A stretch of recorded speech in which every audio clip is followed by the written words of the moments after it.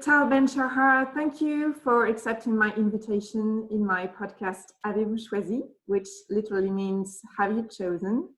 In this podcast, I tackle the topic of choice in many ways and many angles, and I share conversations with people I find very inspiring in the way they've created and they've chosen the life they live. So Tal, welcome to Avez-vous, choisi, the podcast. Thank you, Rani. It's very good to be here. Thank you, Tal. So Tal, you're an author, you're a lecturer, a consultant, and a former professor at Harvard University. You taught two of the largest classes in Harvard University's history, positive psychology and the psychology of leadership. And your books are bestsellers all around the world. So I'm honored and thrilled and grateful to share this conversation about choice with you today, because your work has really been very meaningful for me, even in the creation of the podcast.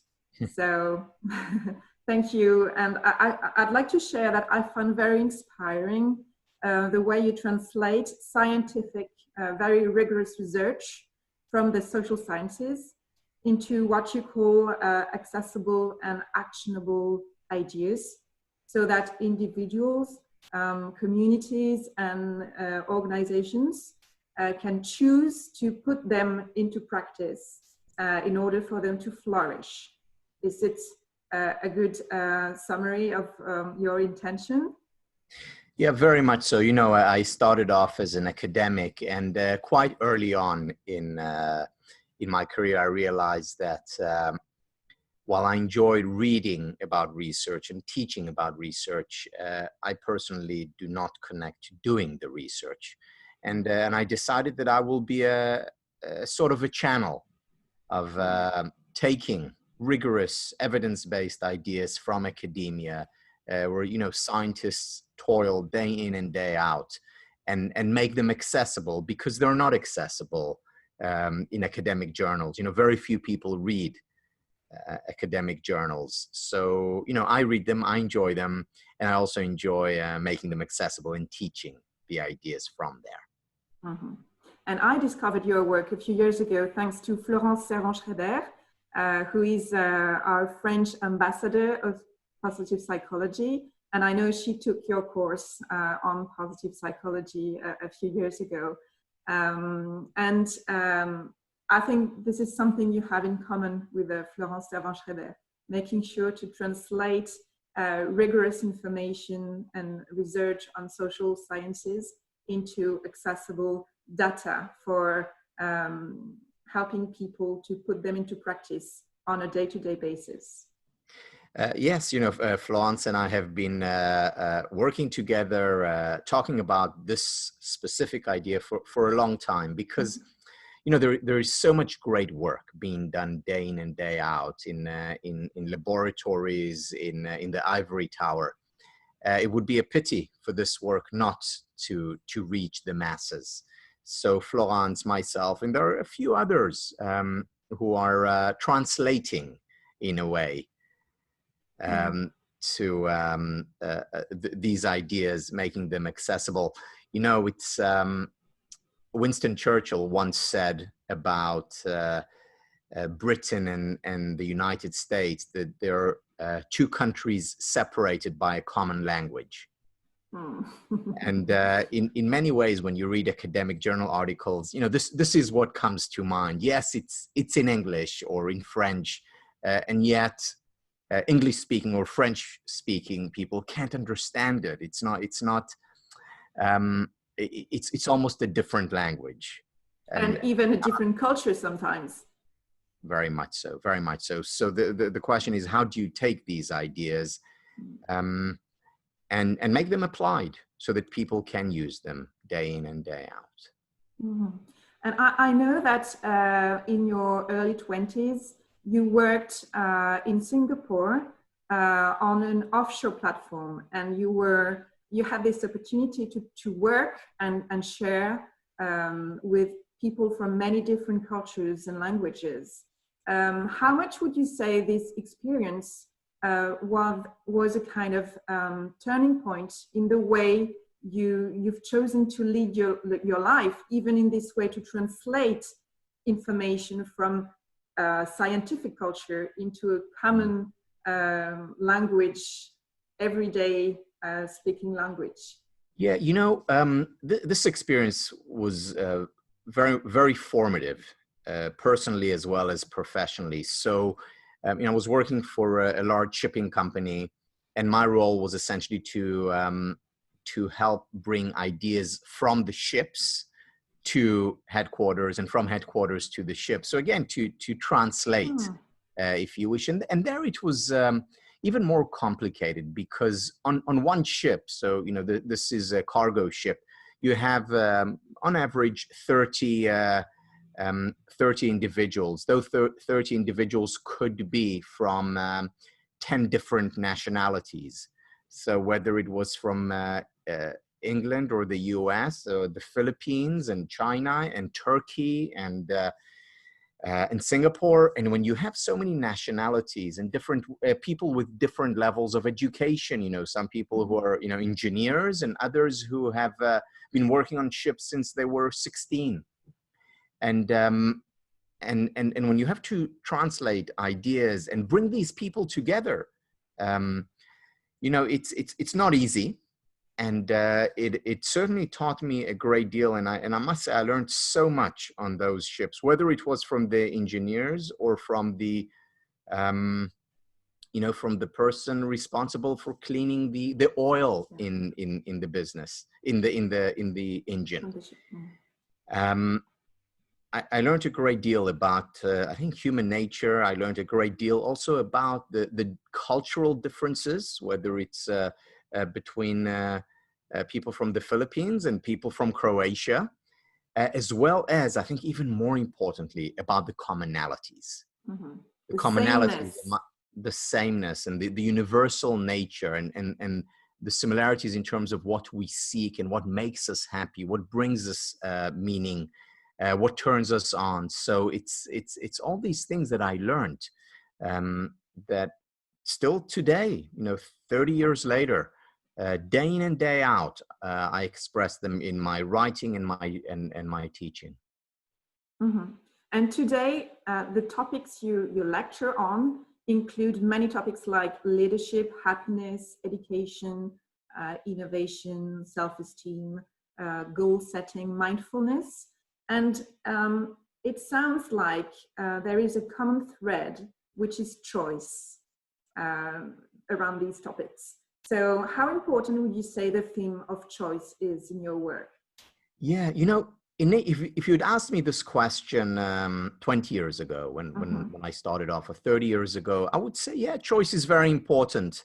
But over the years, I've realized that choice is not just important, it's central to everything that I do and so many of my colleagues do. So I'll maybe share with you my first experience, or my first realization of just how central choice was. So this was, I had just come back from a long trip. I conducted a workshop. It was a trip abroad, you know, long flight, long workshop. I was absolutely exhausted.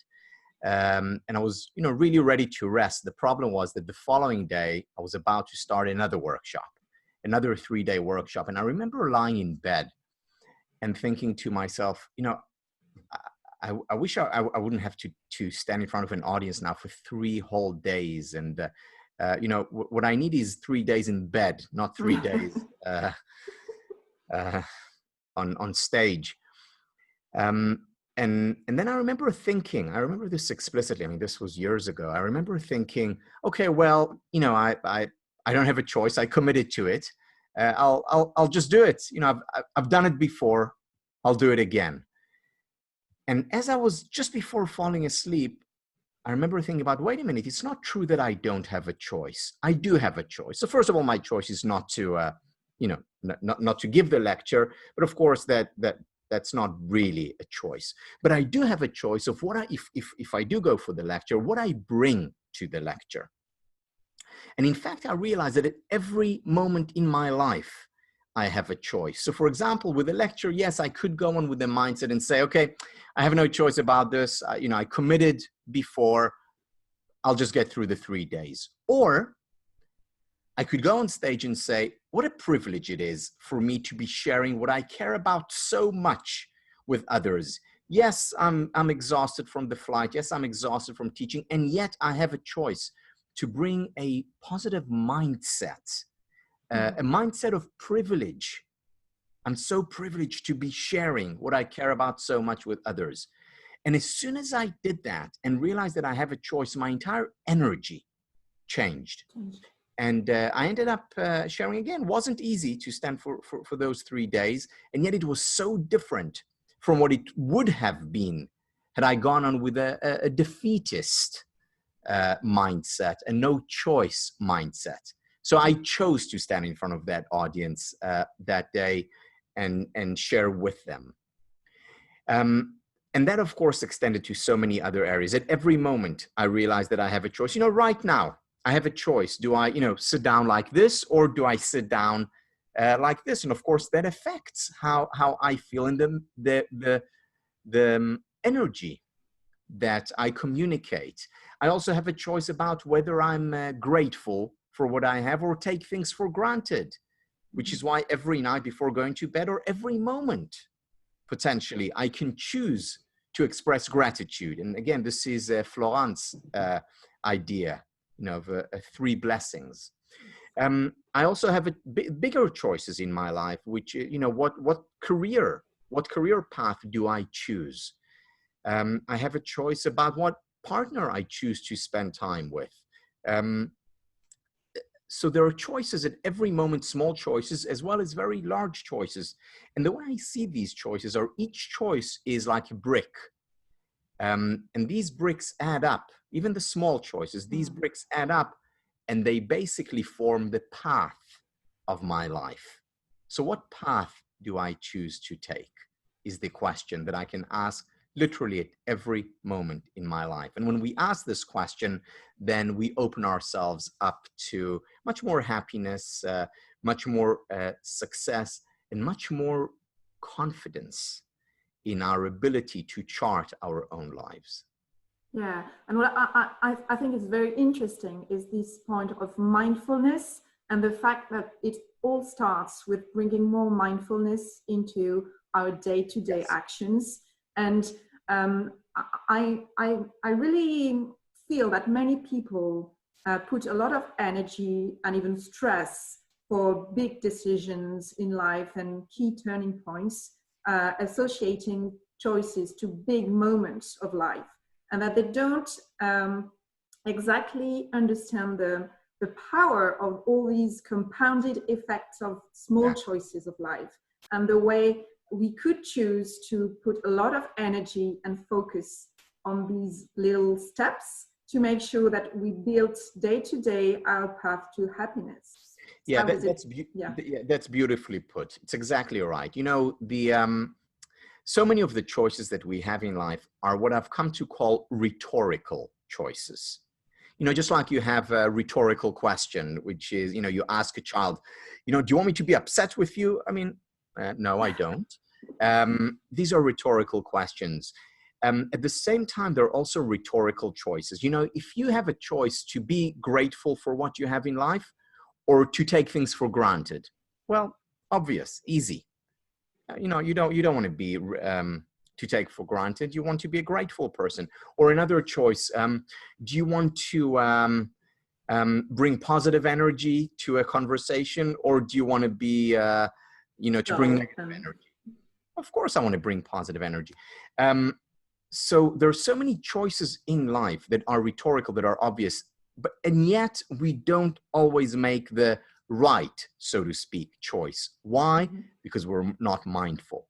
We forget to be grateful. In other words, we're mindless about all the amazing things that we have in our life. And we forget that we have a choice, that we can actually bring positive energy to a conversation, whether it's with our boss, our employee, or our loved ones at home. So the more mindful we become of these choices, the more we raise them to the levels of awareness, because this is what mindful is all about. It's awareness. The better choices we make. So how do you say? In other words, we become, sorry, Oriane. In other words, we become active choosers, active agents, rather than passive recipients of a status quo. And how do you recommend we move from theory to practice to mastery when it comes to choosing on a day-to-day basis? Yeah, so I'll share with you another story. This one I learned from a wonderful book called Appreciative Coaching. One of the authors there, Sarah Oram. So they tell a story of Ori. Ori was, working in a regular business, and then he decided to open his own business, his own yoga studio. And what he found very quickly was that he was constantly distracted, because when you're running a business, it's different than being an employee for many people. So he was distracted and he was not present, and he wanted to be more present. So what he did was he had a hand watch, and on his watch he wrote the letter N. The letter N. Okay. And every time he looked at the watch, he said, "Oh, N, standing for now." So it what is the time? Oh, the time is now. And it reminded him to be present. And I really like that. And I've taken and built on that idea. And now regularly I would wear a bracelet. So every few months I would wear a bracelet for a month to remind me of something that I want to be aware of, that I want to be mindful of. So for example, it could be, if I'm feeling very distracted, then to remind me to be present, to be in the here and now. At other times, recently I wore it because I was stressed and I was taking out my stress on my kids. And I thought, this is not the kind of father I want to be. This is not the kind of father they deserve. So I wore a bracelet for a month, and a month because of, the 30 days that usually takes to create a ritual. And I wore it, and the bracelet was a reminder to be soft and gentle with my children. And, I really didn't even need it for a month. After a few days, I was already in the, back to the way I wanted to father. So, so having reminders are whether it could be a bracelet, it could be, on our, phone to have a screensaver. My daughter made me the screensaver. Oh, the yoga. Exactly. The tree posture. So every time, I open my phone, I'm reminded, yoga, presence, grounded like a tree.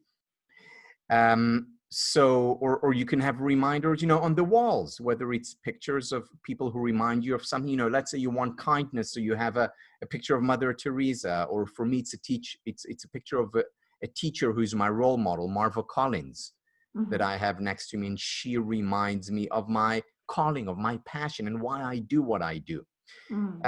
So reminders are key. That's one. General meditation also helps, because meditation by its very nature teaches us to be more mindful of the breath going in and out, if that's what I'm meditating on, but also mindful in general of life. And that contributes to us making healthier, better choices. Okay.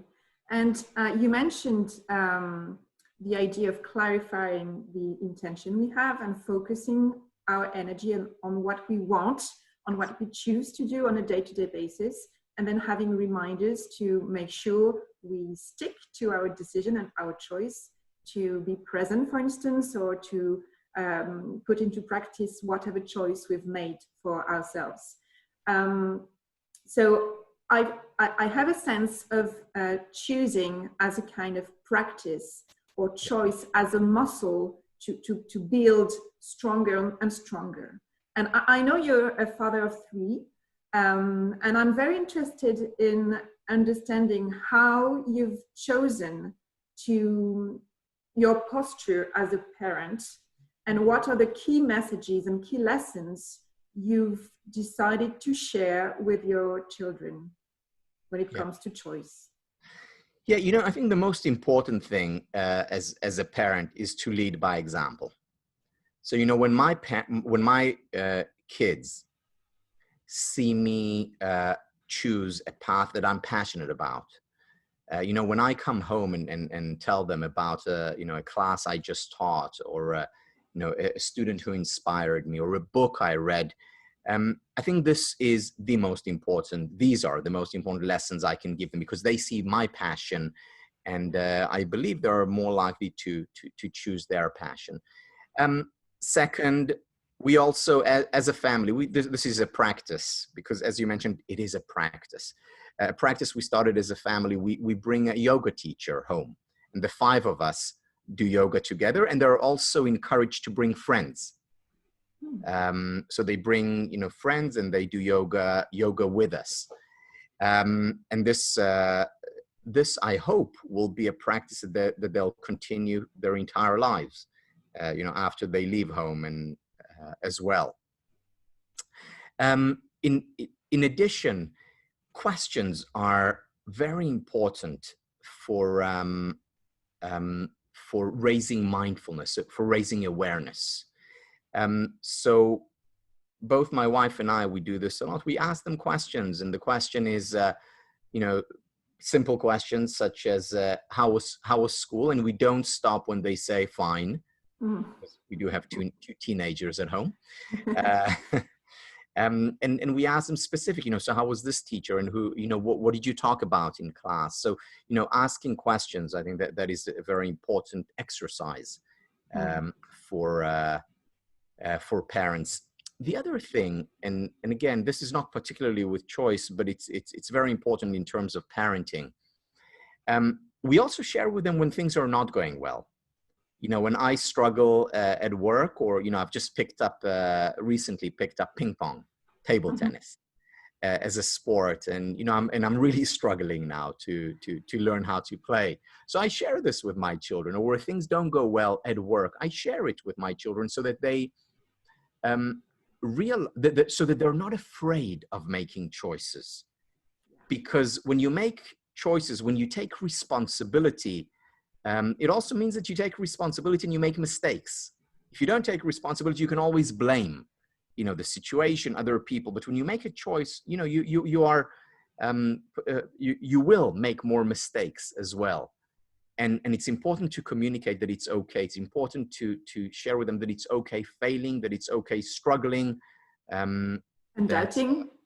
Sorry? And doubting as well. And doubting and hurting. These are all fine and an inevitable part of life. Yeah.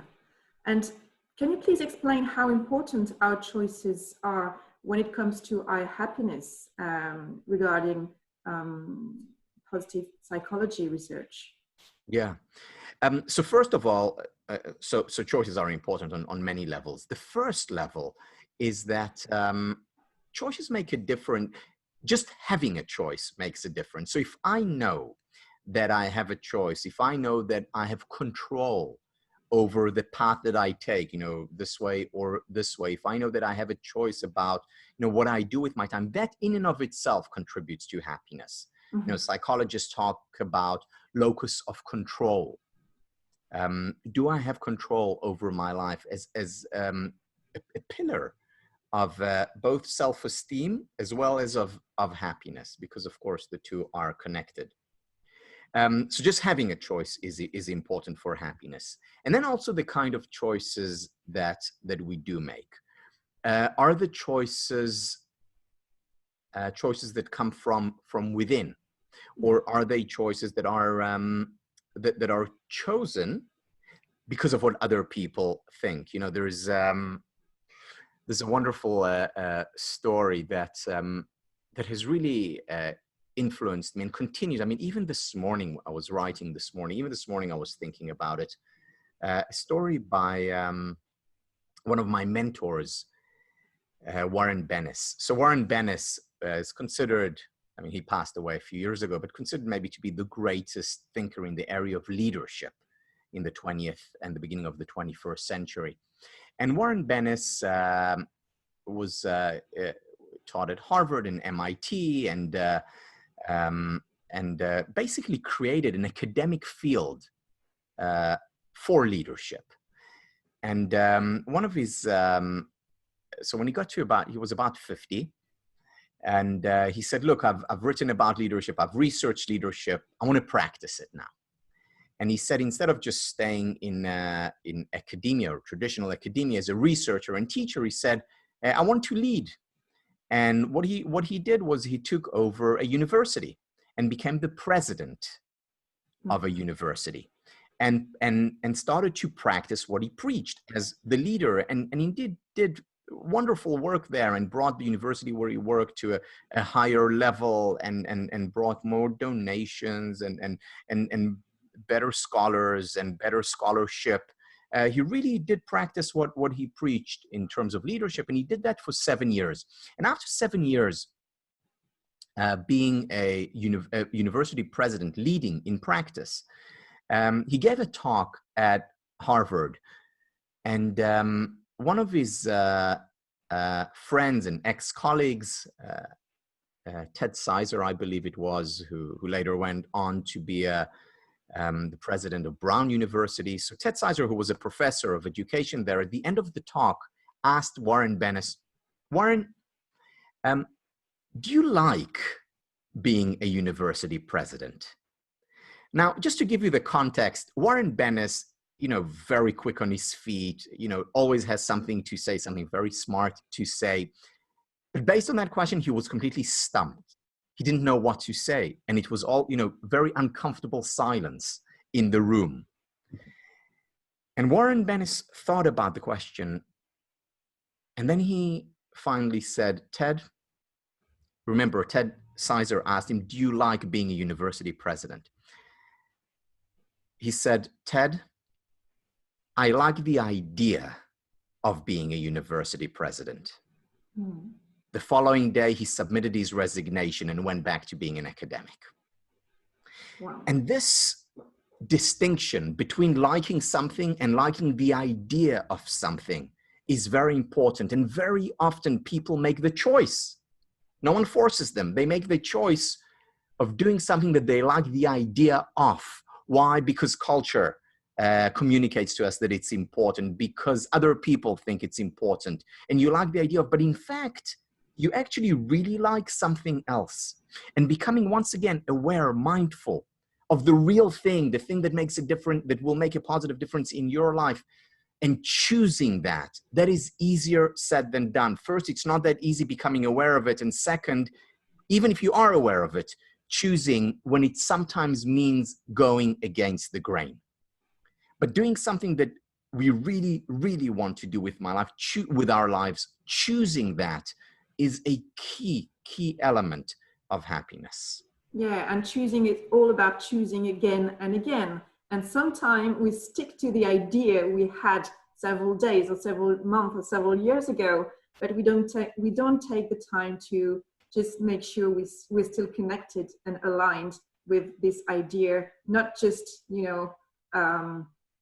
the aloof idea, but really the day-to-day realization of the idea. Exactly, in practice. In practice. Yeah. And you point to something very important, which is sometimes things change. So, maybe when I was 25, being an athlete was the most important thing in my life. And, when I was, 30, maybe it was something else. And when I'm 40, it's working. And when I'm 50, it's children. Whatever it is, it doesn't matter. But we need to, again, raise our levels of awareness. Now, how do we do that? One way to do it is by talking about it. Whether it's talking with a professional, a coach or a therapist, or whether it's talking with our partner or best friend. Another way is to write about it. One of my favorite all-time books, which I really recommend, is by Karen Horney. Karen Horney was a student of Freud, and then she broke away from Freud and did a lot of important work in psychoanalysis. And she has a book called Self-Analysis. Self-analysis, and in it she explores the idea of self-analysis and argues that we can explore ourselves through writing. And today we have a lot of research in psychology by Jamie Pennybaker and Laura King and others on the value of journaling. So journaling can help us make better choices. Yeah, and can help us as well to find what is, let's say, our happiness boosters, what you call happiness boosters, because we need time and space to understand what we like and to make sure that what we liked a few years ago is still what we like today. Yes, and again, you point to a very important element here, time. We need time. There is research by Daniel Gilbert and others arguing that essentially we have two minds, the automatic mind and the deliberative thinking mind. The automatic or reactive mind is triggered, as its name suggests, automatically when we don't have time. Whereas the deliberative mind needs time. And very often, especially in today's world when, we're so crazy busy and there are so many things happening, we're always, rushing and we're always distracted and we react and we do things on autopilot. And very often these are things that are not really the things that we want to be doing. And if we take time aside to write, or if we take time aside to talk about it, or time aside just to be, very often we, our second mind, the deliberative mind, goes into action, and that's when we are likely to make the better decisions. Not always, but usually. Yeah. And I like the point you made earlier on the fact that you recommend we choose to give ourselves permissions to be human. And I really like the point you've made in all your books about moving from perfection to authenticity. And I'm a recovering perfectionist myself, so I really appreciate all your books on the topic.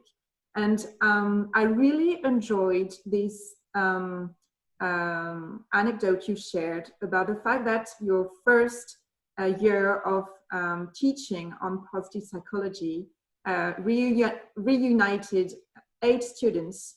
2 of them dropped off, and one of them shared the idea that he would look after you just to make sure you don't have down moments.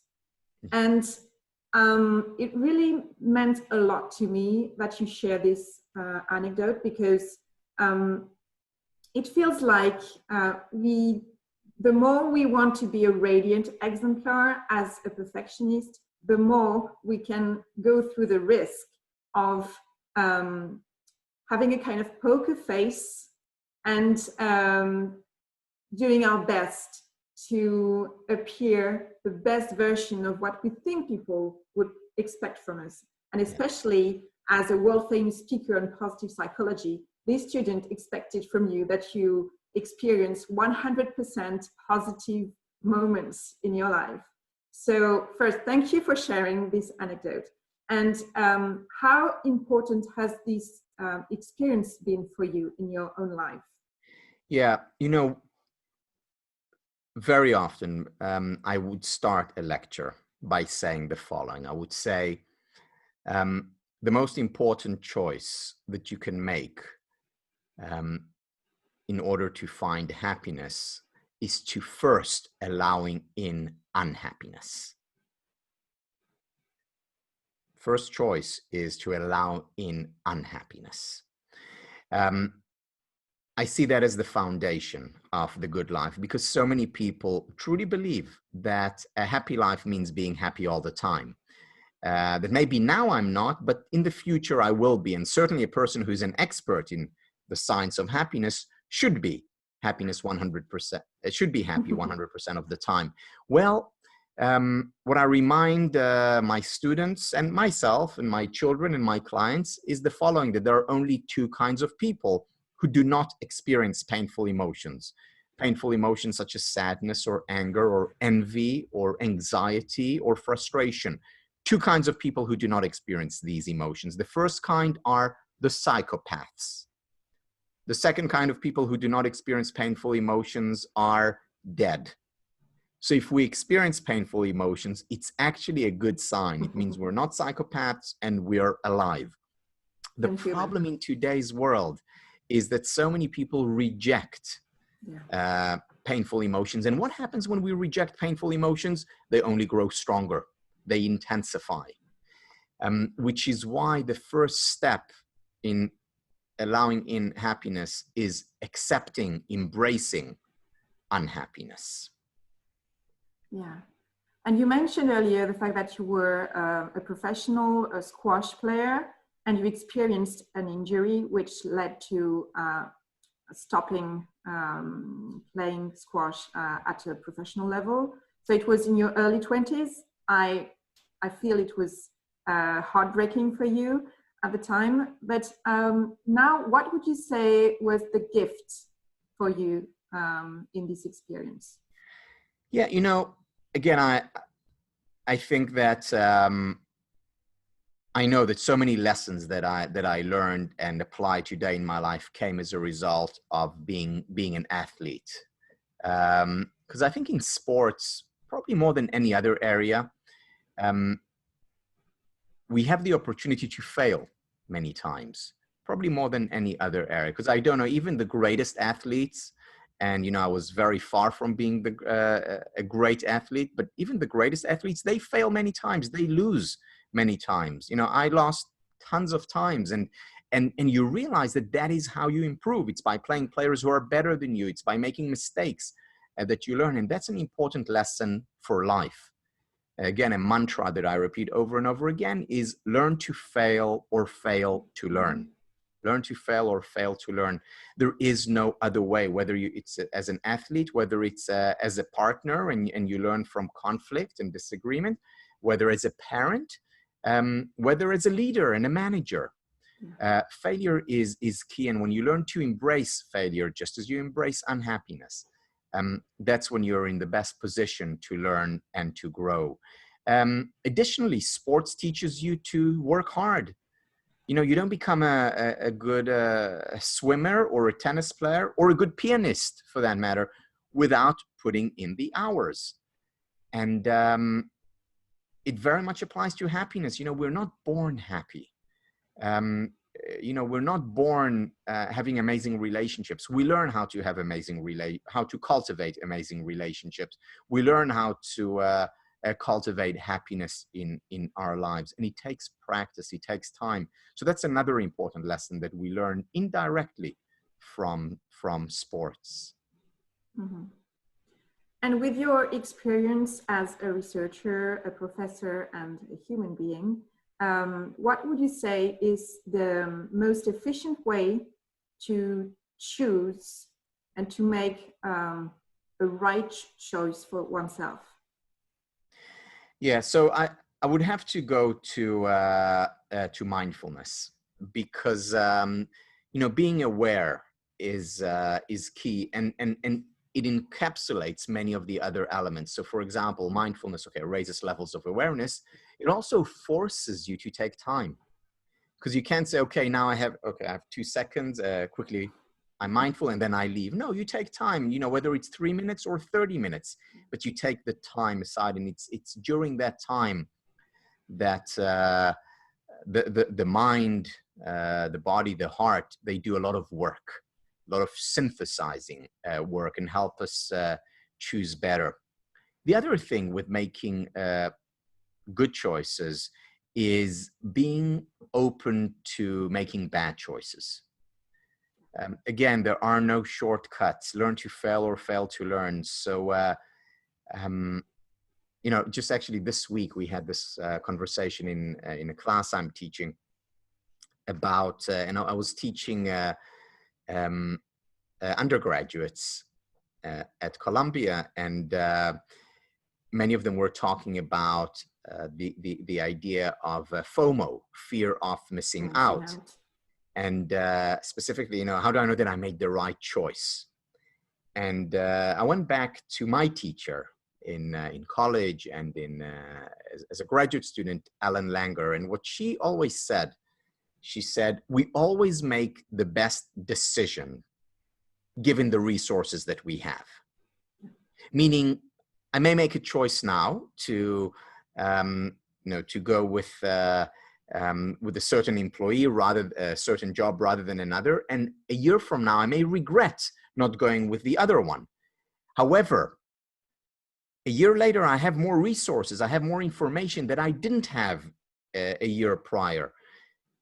In other words, I made the best decision given the resources that I had. Now, when do we make the best decision? When we take time to make that decision. Because if I just go on autopilot, then yes, I'll make mistakes and mistakes that that could have been prevented. But once I take time, and how much time? Well, reasonable amount of time. It's obviously different for every choice. But once I take some time and make the decision, at that point, I made the best decision given my resources. And that can really help later on with regret. So that's one thing. The other thing is, once I make that choice, it's also important what I do after. And I think the most stark example is with relationships. Many people are afraid of, especially today, going into relationships because things are different today from what they were in the past. So in the past, for most people, you were born and, a few years later, your parents decided that you will get together when you're 20 with your neighbor and, and that was it. Today, when we have love marriage and we have a choice, or many people have a choice in most places around the world. And they're saying, okay, well, if I go with her or him, but what if someone better comes along? And what if someone better comes along on certain parameters? So here is the thing about choosing. When you look at the best relationships are not one where the partners chose perfectly. There is no perfect partner. It simply doesn't exist. But it's rather where partners committed to the choice that they made. Yes. Committed in terms of being together, obviously, but also committed time and effort they invested in this relationship. And when you invest and when you commit and you invest and you put effort into the relationship, this is when the relationship is likely to flourish and thrive. This is when you're likely to make your choice the right choice. Again, not by virtue of just choosing and then letting go, by virtue of choosing and then committing and putting effort into it. Yeah. In other words, what's much more important in terms of long-term happiness within a relationship, and again, this applies to a job as well and other things in life, but what's most important is not finding the right person, but rather committing to the person you chose, to the relationship that you chose. And we tend to consider a choice as a kind of finish line, where I think it's the starting point, and then it's just micro choices confirmed again and again, as long as it makes sense for us to confirm it. Exactly right. And going back to the example of relationships, our model for relationships usually comes from the movies. And what happens in the movies? The whole movie, the two wreck their head, should we be together? Should we not? They fight, and then eventually they commit, they choose one another. And of course, we're made to believe that they live happily ever after, because that's when the screen comes down. Yes. Love begins where movies end. Yes, they do. And it, as you point out, it's the choices that we make after, day in and day out. Do I choose to bring my partner a flower today? Do we choose to go on a date on a regular basis? Do we choose to work through differences and conflict? These are all choices. Do we choose to bring positive energy to our interactions? Do we choose to appreciate rather than take for granted the wonderful things in our imperfect but wonderful partner? These are all choices that ultimately add up and create the happily ever after, with the ups and downs, because hopefully neither of you are psychopaths or dead. Sure, exactly. And how do you choose when it's time for you to make the next move in your life? Do you, what are the signs you're looking for, and what is your secret sauce to make an aligned choice in your life? Yeah, the signs, and again, this is no secret. Everyone experiences. The signs are emotions. Emotions in many ways can be looked at as our feedback mechanism, our feedback on the choices that we make. Now, emotions are not always right, because, for example, I may have an offer to give a lecture and I'm very nervous. And the emotions are telling me, don't get on stage. Well, they may not be the right emotions. Or they may not be the emotions that I need to go after. However, what is important is for me to address these emotions. So anxiety may be, for example, coming from the fact that this is really important to me. In which case, this is part of who I am. This is part of my calling. And then the anxiety is not telling me, Tal, don't do it. But on the contrary, Tal, this is something you need to do. Yes. Because you want it so much. That's why you're nervous. On the other hand, anxiety may also tell me that, well, maybe I should take another path. Joy is a very good sign of, something that perhaps we should do. And again, not always, because I may experience joy now just lying on the beach and doing nothing. And that may be good for a while, but not as a way of life. So emotions are the starting point. Important feedback, they're the starting point. Then we need to take the time to look at them more closely, analyze these emotions. But the starting point are the emotions. They are the feedback on the choices that we make or that we're about to make.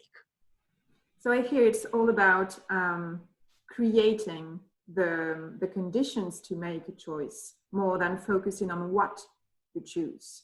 In a way, I hear that taking time, making time, taking time to know ourselves, what is important for me, journaling, meditating, talking to people, and choosing the people around us, choosing our role models to just get inspired to the road we could take for our next step. Maybe it's even more important than focusing on the option I want to take. Yes, from the outset, we need to accept the fact that some choices that we make in retrospect would be a mistake. Yeah. And that's okay. We can't control outcome. What we can do is control the process. And this is what we need to focus on. I'm reminded as you talk about Solomon, King Solomon, who is in the Bible heralded as the wisest, as the smartest person alive. And one of the things that Solomon does is ask God for a wise heart. For a wise heart. And I love that combination between wisdom that's often associated with the mind and a heart that's obviously associated with emotion. Mm-hmm. And I think this is what we need to look for when we make choices. We need to look for a wise heart. And for that, we need to think about our emotions, to take time to be with our feelings. Mm-hmm. Right. And as an author and lecturer, how do you choose the next topic to work on and to share with your audience? Yeah, so in many ways, I feel like it chooses me. In that it becomes so clear that this is what I want to deal with. And, Carl Rogers, the psychologist back in the 1950s said, what is most personal is most general. What is most personal is most general. And, I write about the things that I'm exploring that are personal to me. So, I wrote a book about happiness because I was unhappy. I did my dissertation, my PhD on self-esteem because I felt like I had low self-esteem and wanted to increase it. I'm now writing a book on calm because I want more calm in my life. So these are the topics that in many ways I feel choose me. So I hear that you're working on a new book. When will it be released? I don't know yet. I write a lot, so there are multiple projects going on at the same time. Great. The first book that I'm working on now is actually on the field of happiness studies. So putting together a lot of what my colleagues and I have been exploring over the last, 30 years and 3,000 years, because I also talk about Aristotle and Confucius in the book. And it's bringing together not just what psychologists had to say about happiness, but also what philosophers and neuroscientists and poets and film directors all have to say about happiness. It's integrating the disciplines to shed light on this very important topic that so many of us are, the question that so many of us are asking is, how can I increase happiness levels in myself and in others? I'm looking forward to reading this new book from you. Tal, thank you so much for your time and generosity today. I hope you enjoyed our conversation. And I'm really very grateful for amazing people like you to be who they are, do what they do, and share the way they share their knowledge and experience. So thank you very much. And I'm looking forward to hearing more wisdom and to hear more from your wise heart in the upcoming months and years. Thank you so much, Tal. Thank you very much.